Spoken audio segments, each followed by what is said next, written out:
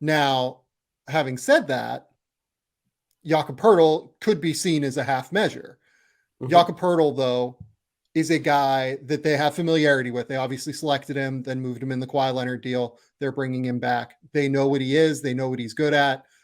They know exactly who he can be. I believe he never played for Nick Nurse's head coach. Is Correct. that right? Yeah. Nick was an assistant there while he was there, though, so there should be some familiarity there at the very least. My overall opinion of this, though, is that I wonder if this deal ends up having something of an impact comparable to a star deal, because the replacement level in terms of what the Raptors were getting from the center position, it was genuinely 30th in the NBA. It was below replacement level. All due respect to Christian Coloco, Kem Birch, the smaller guys that they've run out. Like, there have been a lot of moments where they have played Scotty Barnes at center. There have been moments with Precious Achiuwa as the biggest guy on the court. All due respect to those guys working, and those latter two guys particularly, I think are great players. Having a guy that is 7 foot tall, is a real deterrent at the rim, and has the skills that Jakob Poeltl does, is just a different beast. It's a different ball game in terms of having a real defensive anchor back there. As you mentioned, Masai Ujiri mentioned it in his press conference that he kind of felt like he owed it to this group to give them a center, and that he kind of felt like he might have, in not so many words, screwed up not giving this team like a real center as a defensive anchor on the interior. Where do you fall on the Jakob Poeltl move? Because I loved it. I thought it made all the sense in the world. So I had I don't know, drunk brain addled 3 a.m. video I made when that first came out.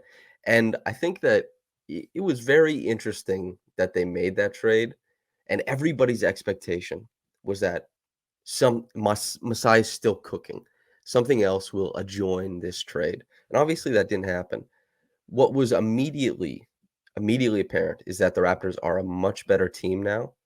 They are better at things that they used to be. They're probably good at things they used to be bad at. That's a huge thing in the NBA.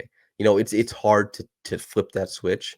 And the Raptors have been operating, as you said, at such a negative at that position. Even when things go well for them, it's still extremely taxing. Like, even if Precious Achiuwa has his game at the 5 where he changes shots and he steps out on the perimeter, he still doesn't have the proximity to the basket or the size that Poeltl does.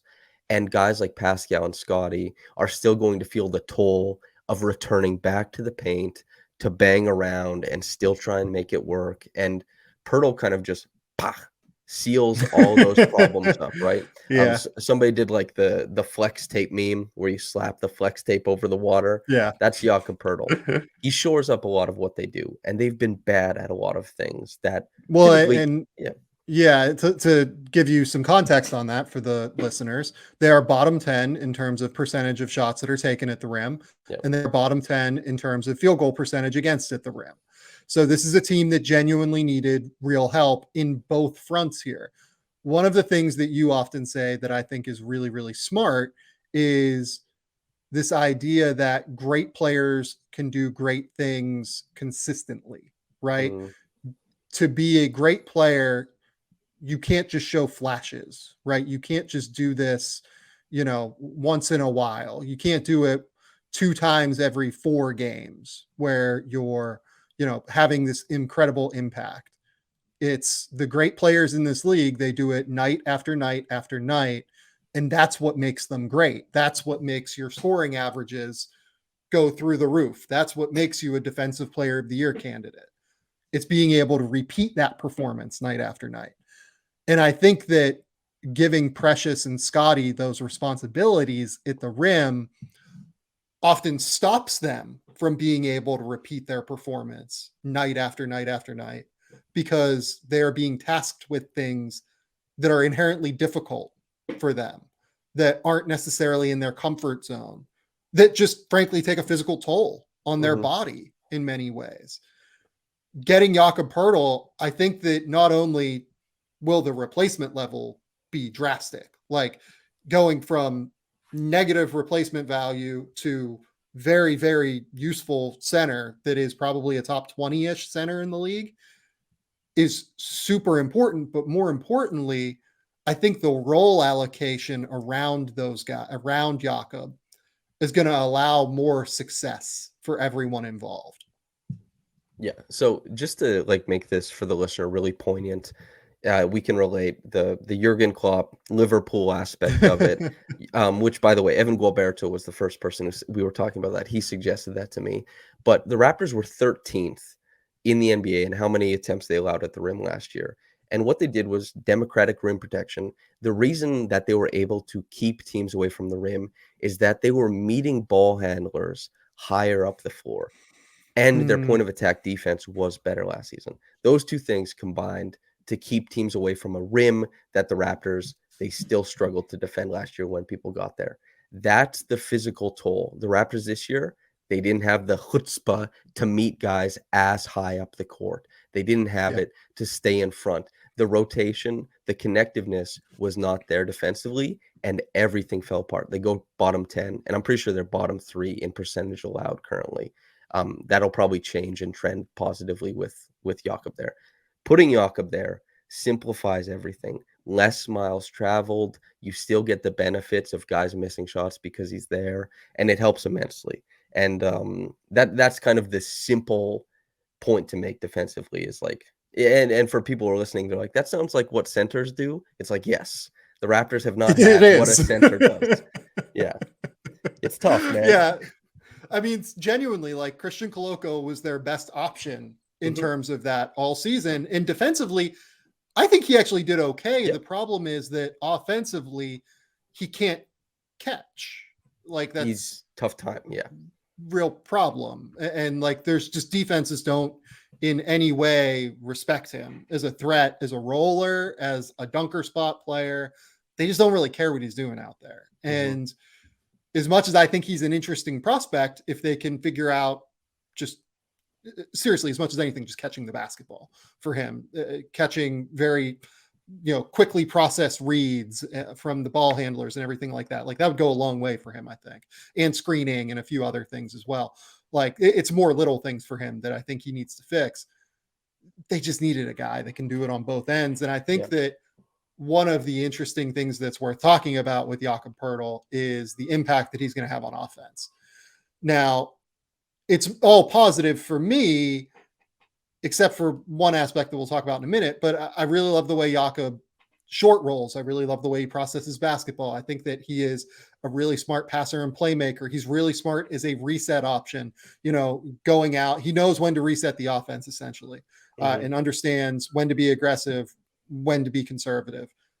More than that, he's an absolutely monster screener, like one of the absolute best screeners in the league. And that is going to be enormous for Fred VanVleet, who I felt like has struggled to get that little bit of separation this year for the most part. You give him that extra, just, split second of separation from an on-ball defender at the point of attack. It's going to be really, really big for him. I think there's 3 plays that are really good at kind of detailing and informing on how Poeltl is really good relative to the other centers on the Raptors roster. Khem Birch, thank you for your time, and hopefully he's able to rehab and get back to a place where he can finish out his NBA career. We'll see. But the blitzing that the Magic did against the Raptors last night, they did that earlier in December when the Raptors played back-to-back, and the Raptors lost both of those games facing that length. The blitz, one of the first ones that they faced, Fred pops it over the top. Jakob kind of walks it down the court. Precious makes that baseline cut. It's a lay down. It's a dunk. Later in the game, you also get Pascal gets blitzed. Poeltl pops out, catches it just below the three-point line, sees the defense in front of him, one dribble straight to the rim. And then additionally, not even with a blitz, but a hedge and recover, when Fred picks up the ball and pick and roll, right? He looks into the corner to look off the tag for Poeltl. And Poeltl that whole time is showing himself present to the passer and is moving himself downhill without and still maintaining that massive catch radius and making it easier for a guy who's short with short arms and doesn't have the wide passing angles that other guys do to make himself available for Fred VanVleet. who had 15 assists. A lot of that is because Poeltl was a big target. That is something that Precious can't do. He's not as clever on the roll. He doesn't know how to show himself to maintain the pacing. Koloko certainly doesn't. Kem couldn't. Thad can't. And Poeltl was also the guy who finished 15 of his 17 shots last night. There's nothing even close to that on the Raptors roster currently, and it completely transformed, even if it's just for one game, because the other games he didn't score a bunch. But for one game, you saw how a guy with his skill set can completely, radically change how the Raptors approach a certain defensive coverage, and they won because of it. Hopefully they win more games because of it going forward. Yeah, as we talked about defensively, they've been 17th in the league, and I think there's been a real disconnect in terms of the strategies that they utilize versus the personnel that they have just at the center position, particularly. What have you thought of Jakob's impact defensively at this point?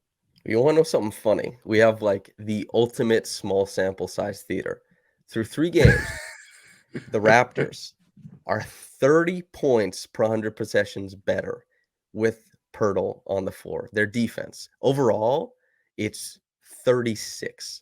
So, and not only that, but Louis Zatzman, the editor at Raptors Republic, he went through every single possession that Jakob has guarded in the pick and roll in the 3 games since, and he's done a fantastic job kind of detailing that while Poeltl is playing higher than he's used to over the past however many years, he's still done a really good job because he stays so square. Even if a guy really has the corner, it's still tough to turn the corner on him. He's been fouling more because the effort ratcheted up once he was no longer covered in the Spurs malaise of like, we're a bad team for so long. He's been playing those guards are so bad at getting through actions, the Spurs guards. Like it's just it was really, really hard for Jakob. The other thing Jakob does is he keeps his feet active. Like this is something I wrote about with Jusuf Nurkic over the weekend, where Jusuf will just stay flat-footed. And let's be fair, Jusuf Nurkic is going through a calf injury at the moment. It seems to have been a bit persistent throughout the year. But when you watch Nurkic, there's no active like feet there. He's flat-footed. He's trying to like angle his body more than anything, as opposed to having active feet and potentially trying to change the angle for ball handlers and be aggressive in doing that as the big defender in a drop or in a flatter pick and roll coverage. Jakob is very active in terms of his feet. He stays light on his feet, and because of that, he can be a little bit more aggressive, I think. It's also he's pretty good at flipping his hips instead of some guys. They want to open up and you'll see them sidle guys out to maybe the 45, but Jakob typically he'll keep his angle and he'll flip at the last moment so he can kind of maraud them as they try and get to the rim. Like he's pretty good at not fouling from behind if the guys get the edge, which isn't the, I guess, prototypical way to play in pick and roll coverages, but with his quick feet, I think he manages to do it, which is I think also benefits the Raptors in a rotation heavy scheme still. But he's been awesome defensively. The Raptors have been absolutely terrible when he's not on the floor because they're probably like, wow, we have a center. This is so great. And they want to get back to normal. And then as soon as he checks out, they're like, wait, we don't have that anymore. Well, I don't know what to do here. But he's been great. Hopefully he continues to play, probably north of 30 minutes and the Raptors can shore some stuff up elsewhere. But no complaints about Jakob so far.